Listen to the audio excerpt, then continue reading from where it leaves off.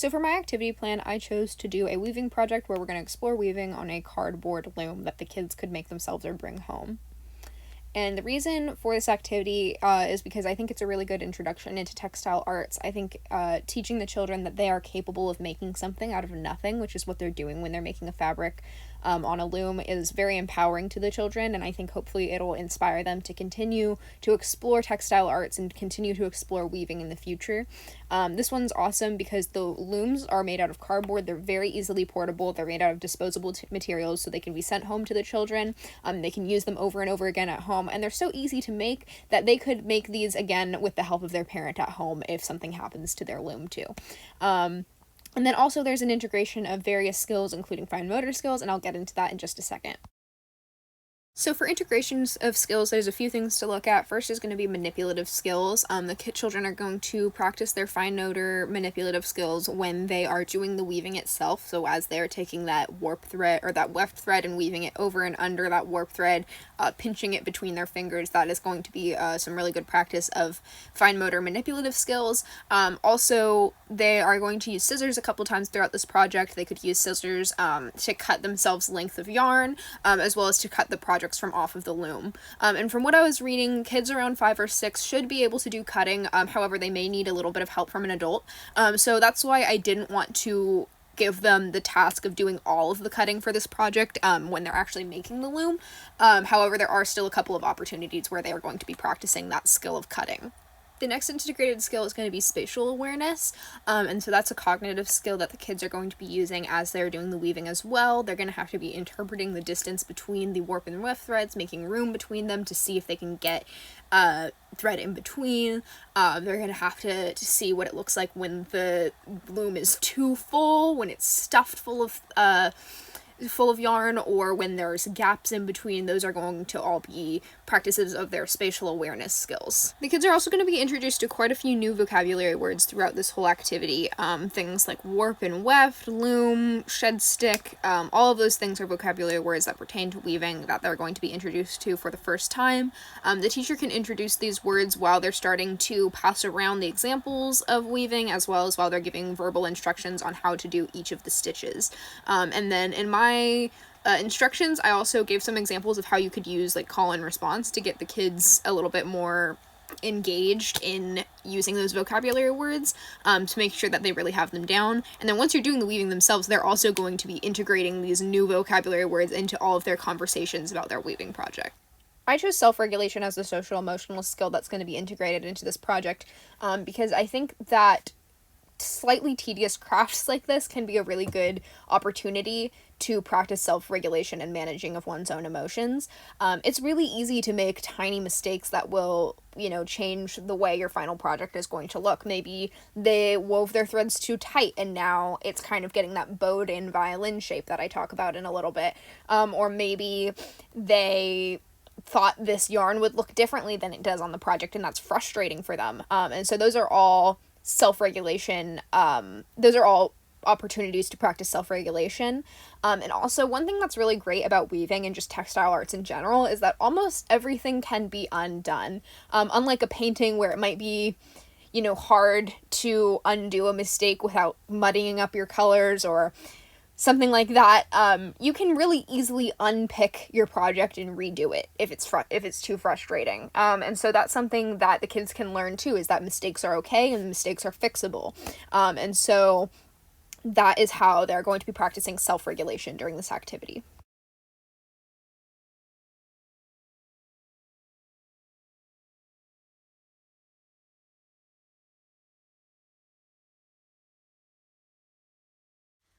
Alright, so there is a little bit of prep for this activity on the part of the adults in the classroom, and that would be creating the looms for the children and setting them out on all the kids' desks. So this is the loom that we're going to be making. It's just out of a piece of cardboard. You can use pretty much any kind of string that you would like for these warp threads. Those are the vertical threads that go up and down that you, do the weaving through. So I put in my instructions for this activity that you're going to be making 2 looms for the children. You can make them the same size if you'd like, but I'm going to be doing a larger loom and a smaller loom. And that's because the purpose of the first loom is to just introduce the children to each of the stitches, gives them some time to experiment with all of these different textures that we have for them. If they would like, they can either, you know, focus all of their energy on that first loom that they were experimenting with, or they can do a little bit more of a planned out project, maybe plan out a color scheme or something like that, or do something, you know, maybe experiment a little bit further than they were able to on their first loom with that second one. So that's why we have 2 looms in the instructions. So this is the larger loom. I would probably use this for the kids' personal projects. And then right now I'm just going to make a smaller loom. So I would go no larger than about a sheet of paper. This is about maybe a little bit larger than a sheet of paper even. But I would go really no larger than a sheet of paper for these looms and no smaller than a postcard. Honestly, really no smaller than this piece that I'm cutting right now. And so you just need to cut out a rectangle of cardboard. It can be any dimensions. But like I said, you don't want to go too small. You don't want to go too large because the children are just never going to have time to fill up a really big project like that, at least probably not during class. So you're going to cut out a rectangle of cardboard, whatever size you would like. And then I'm going to go ahead and mark out about a 1/2 inch on the sides of this guy, and then I'm going to snip that with the scissors. If you wanted, you could mark out the cuts and then have the children cut them, because at this age of around 5 or 6, they should be able to do cutting by themselves. But just because this is a lot of cuts, it would probably take a while. So I decided it would probably be best for this to be left for the teachers to prep. Just went ahead and made those cuts off camera, so I spaced them out all 1/2 inch away from each other, and they're about 1/4 of an inch deep maybe. I just kind of eyeballed the depth. And then now we are going to string the loom. Again, if you wanted, you could have the kids do this by themselves. I just think it would probably save time to do it before the kids do the activity. So you're going to start all the way on the top left, or at least that's where I usually start, and tuck in the thread. Give a good amount of loose thread on the back, and then tuck down into the next one straight across from it, wrap around, up to the top, tuck down right below, wrap around, and see, we're just wrapping around the whole entire loom. So once you've finished weaving that guy, you're gonna come around to the back. So yeah, just tie it in a knot at the back. I'm gonna trim these so they're not dangling all over the place. Alrighty. And now you're ready to weave. So this is an optional part of the prep, but you can also make the kids a shed stick. You just want to cut a strip of cardboard that is maybe about 1 inch wide or so, and you want it to be the same width as the piece of cardboard that they're weaving on at least. This has also been called a pickup stick, I've seen, and basically this is just used to pick up the threads and make a little bit more room in between them while they're weaving. So this is how I imagine the materials being laid out on each of the children's desks. They would have access to their 2 looms stacked on top of each other in the middle. They would have some pre-cut pieces of yarn next to them, as well as a pair of safety scissors. They would have their shed stick or pickup stick that we have either made or provided for them. And then in the center of the table, there would be some extra yarn that has not been cut yet that they can cut with the help of an adult when they need some more yarn once they run out of their pre-cut yarn. This is not shown in this photo, but I'll put it in the next clip. I would also have the children have a printed out photo on each of their desks with some examples of weaving that they could then pass around to each other and then talk about it and begin some discussion about weaving, vocabulary around weaving, and the history of weaving. Alrighty, so this is how I imagine opening up this activity. So the kids would come in from, whatever activity they were doing, come and sit down at a small group table, or maybe you're just doing it one-on-one with this child. And on top of their materials would be a sheet of paper. I didn't have time to print out these sheets of paper, so I just pulled up the pictures on my iPad. Sorry about that. But they would come in, and on top of their materials would be a sheet of paper on each of the kids' desks with some different examples of weaving from around the world. And the kids would have some time to, take a look at each of them and pass them around to each other. And as they're all passing them around, the teacher could introduce each of them. So as they're looking at this one, you could say, this is a Japanese form of weaving. This one is called Saga Nishiki. Apologies if I mispronounced that. But this is a really intricate form of weaving where they would purposefully leave these warp threads, which are those vertical threads that you're going to be weaving your yarn through, they would purposefully leave those threads exposed in order to make some really beautiful patterns. With most forms of weaving, the warp threads are covered, but in this one, they make the warp threads out of metallic colored sheets of paper so that they purposefully stand out and make designs out of them. So that's one example that they could take a look at and pass around. You could also mention to them about how weaving has been around for years, and there's all different, methods of weaving. And this is an example of a medieval painting of some women weaving at some large looms. And today we're making smaller versions of these looms. But as you can see, there are some really large, versions of these projects, or versions of this machinery. And this technology has been around for a really long time. It's probably been around even before this painting was painted. There are examples of woven things in, I think they said, Neolithic caves online. So way ancient times, people have been, creating textiles, creating fabrics out of woven materials. Oh no, this picture isn't loading, but this was an example of weaving from the Philippines. And then this is an example of some modern day weaving. This is using a lot of different types of stitches. It looks like they're making some loops and some knots and some kind of even braided type of texture in there. It looks like they're using all different types of yarns, like wool roving, and as well as maybe a thinner cotton or acrylic yarn. And these are all things you could point out to the students as they're passing around these photos. And this is all, passing around these photos is when I would start introducing, some relevant vocabulary to the subject of weaving. I'd tell them, vocabulary such as loom while they're looking at this photo of, some large looms. I would also start to introduce, vocabulary like warp and weft. This is a great photo because you can see they're making a pattern, and you can see, the exposed warp threads that they're weaving, they're working weft thread through. You can see how they're making different designs and patterns in those warp threads and then filling them in. And so you could kind of ask some open-ended questions to the kids during this time, like, how do you think you would make a pattern? Do you think you would make it like this? Did you think you would do it differently? You could have them try to explain to you what's going on in a photo like this, to try to kind of work out in their mind how the process of weaving works. And then after the kids have had some time to take a look at each of these photos and get some ideas of different examples of weaving, historically and in modern days, then I would start to introduce to them the step-by-step on how to do each of those stitches. And I should mention here that when the kids are looking at these photos of weaving from around the world and examples of weaving, the point of this is not to give them an example to base their project off of.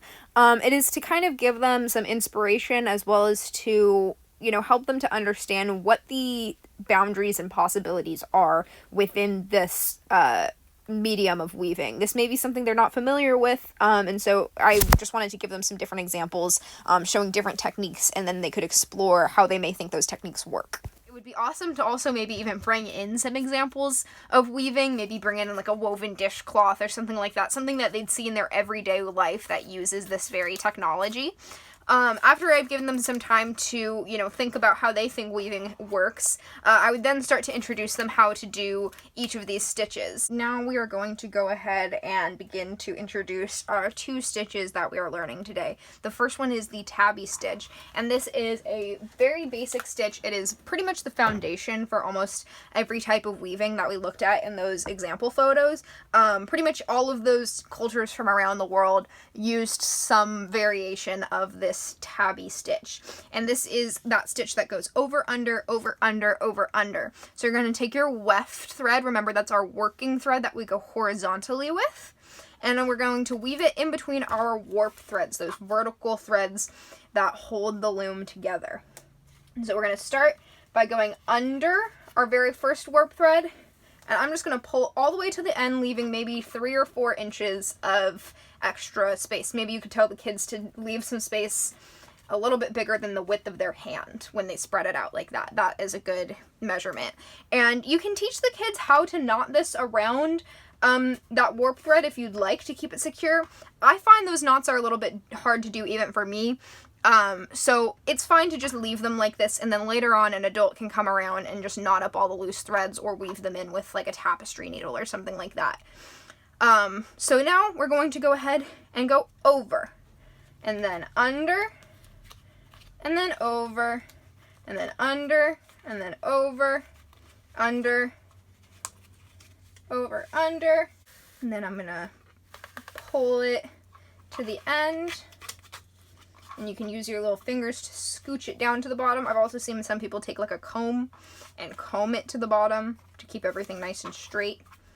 And then for the next row, you want to do the opposite of what you did for the first row. So anywhere where you went under, now it's time to go over.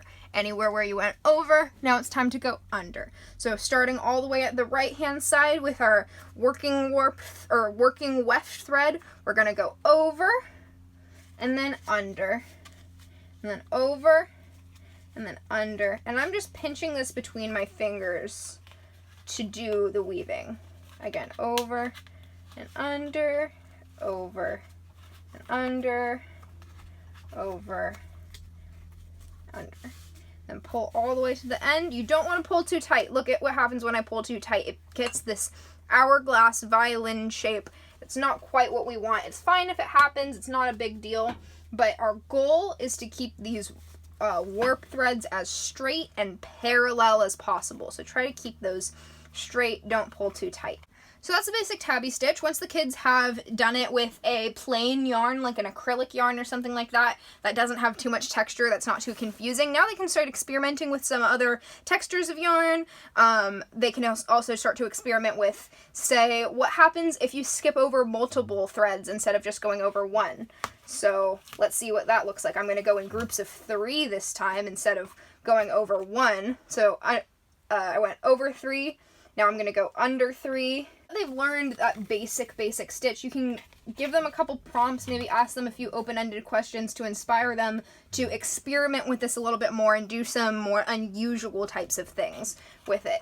So yeah, now you can see what happens when you skip over threads or when you use an unusual texture or something like that. So now all the kids have mastered that tabby stitch, I'm going to introduce a second stitch to them. I'm calling this one the loop around stitch or double loop stitch. I saw it called a couple different names online, but we'll just say loop around because that feels easy and descriptive.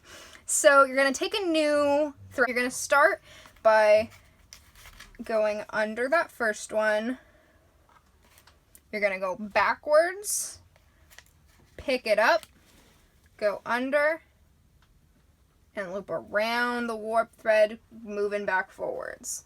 So I know that might have been a little confusing. So what you're going to do, pick up the warp thread, take your weft thread, and tuck under going backwards, pull back, and then loop around to the front. See? Pick up, tuck under, pull back, loop around to the front. So we're just going loop around, loop around, loop around, loop around. And if you take a look at this stitch, this one's interesting because during those tabby stitches, every other stitch you can see just a little bit of the warp thread peeking through. But this stitch completely covers all of the warp threads because you're wrapping around each and every one of the warp threads. They're all going to be covered. So this is a really cool stitch. You could use it for all kinds of different reasons, but it's really good for pattern making because you can make more intentional decisions about which warp threads are visible and which ones are not. So if you remember back to that Japanese style of weaving we looked at photos of, they had some places where they intentionally left stitches covered and intentionally left other stitches uncovered. So that's something that you could let the kids think about a little bit as they're learning this new stitch. And again, I think I mentioned this already, but remember, the reason I'm giving the kids 2 different looms is because this first loom that we're learning all the stitches on is probably going to look pretty dang similar to mine. If they're just copying all the stitches from me to learn them, they're not really doing much creatively to create something themselves. So after they've mastered these stitches, And then they can use their own loom to do whatever they want, or they can continue to fill up this one too if they wanted. But I just wanted to give them the option to start from scratch if it's frustrating for them to have, you know, work on the bottom that they didn't have a chance to plan for. I know as a kid, I always wanted to have things planned out. And so to me, I thought it was important for them to have a fresh new loom to experiment with after they have fully mastered those weaving skills. But that is what our first loom is looking like. So down here you can see those tabby stitches, then you can see those loop around stitches. And we've had some time to experiment with different, you know, textures and things like that. And then again, they could experiment with what happens when you loop around more than one thread at once. Does that look different? Does that work? Is there something we should do to make that work better? So yeah, this is just good time for them to explore. You could give them some more time to explore a little bit on their first loom before handing out the second looms if you want. But yeah, that is how we're looking on our first loom. We've mastered a couple of stitches, and now it's time to go give them some time to experiment.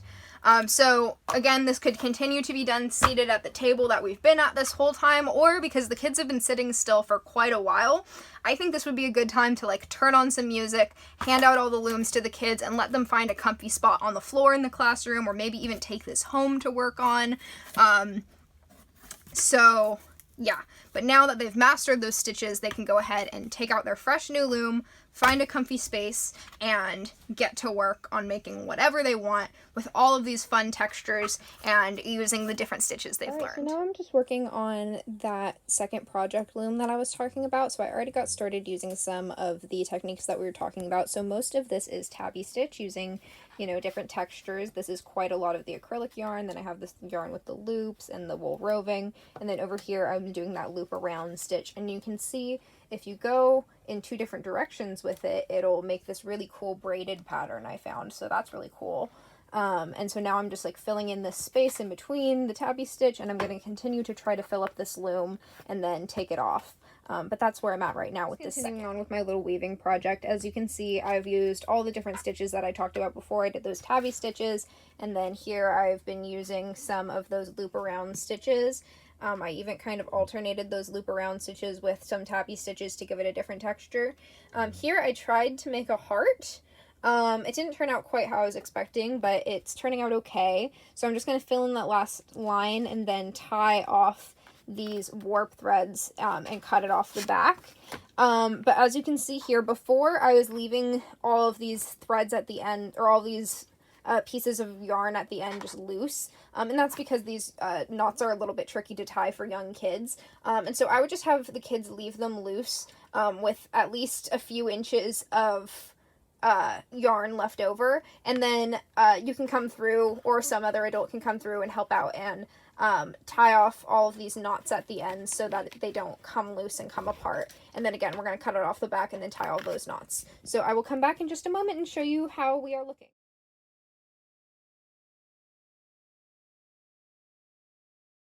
So that is pretty much it for my weaving project. This is my final product here, and then this is the loom that we were working on earlier when I was doing the instruction and we were just learning how to do all those stitches. After we were done with the project, I would have the kids help me out with you know, cleaning up their areas, and then any materials that they have left, like this pre-cut yarn, as well as of course their looms that we made, they would be able to bring those home in a bag so that they can continue to experiment with weaving when they get home. So I'm just going to clean up my area, and that is pretty much it for this project. So that's it for the actual activities. Thanks so much for hanging in. So there's a couple extensions. The kids could bring the looms home to continue to experiment with weaving. You could continue to return to this activity in class and teach them new stitches each week so that they can learn more and more about weaving. And then also you could teach them how to turn their woven fabrics into new items like pouches and other things like that. So there's lots of things they could continue to do with this skill.